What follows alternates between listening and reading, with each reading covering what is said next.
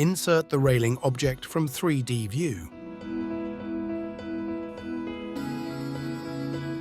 Use the snaps provided by the staircase to fix the railing nodes into position.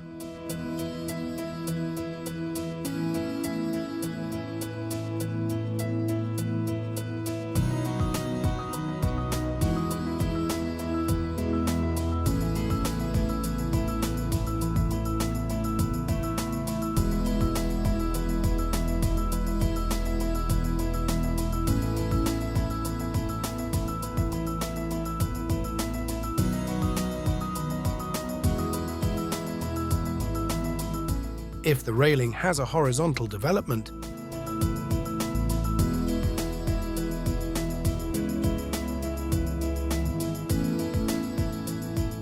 you can also insert it directly from the 2D level view too.